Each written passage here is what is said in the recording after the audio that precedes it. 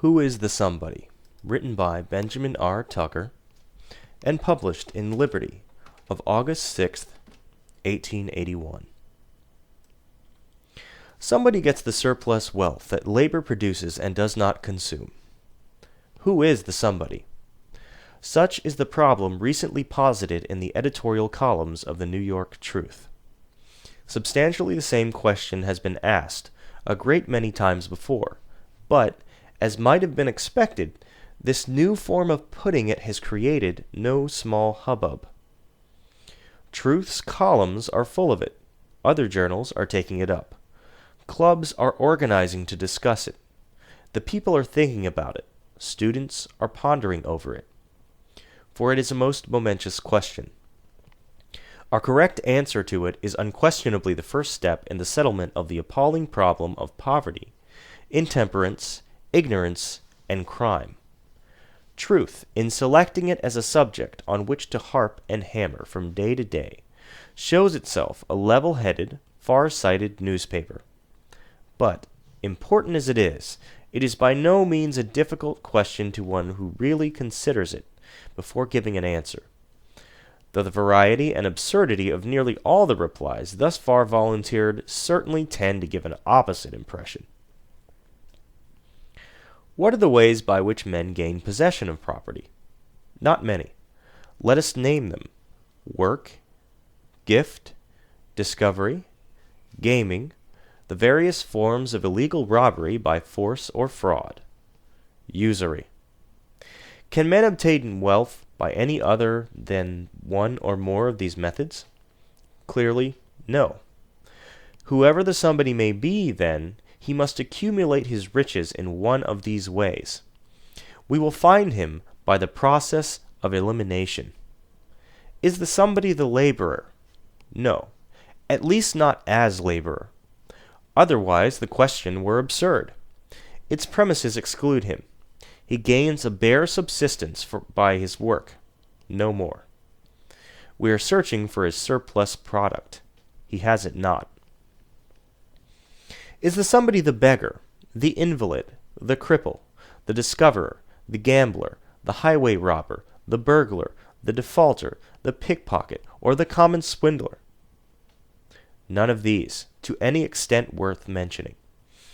The aggregate of wealth absorbed by these classes of our population compared with the vast mass produced is a mere drop in the ocean, unworthy of consideration in studying a fundamental problem of political economy.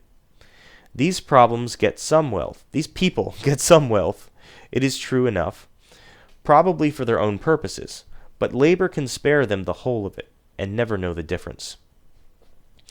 Then we have found him. Only the usurer remaining, he must be the somebody whom we are looking for, he and none other. But who is the usurer, and whence comes his power? There are three forms of usury: interest on money, rent of land and houses, and profit in exchange.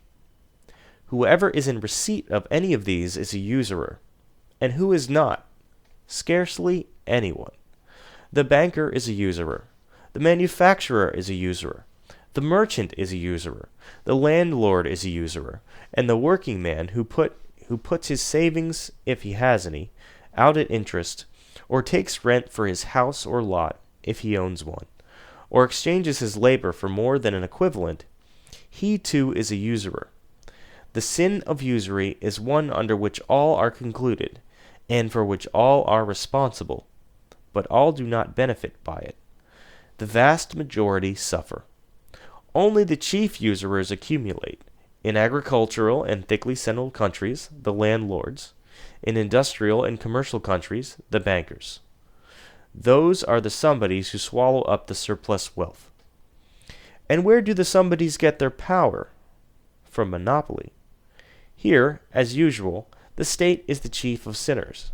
Usury rests on two great monopolies: the monopoly of land and the monopoly of credit. Were it not for these, it would disappear. Ground rent exists only because the state stands by to collect it and to protect land titles rooted in force or fraud. Otherwise, the land would be free to all, and no one could control more than he used.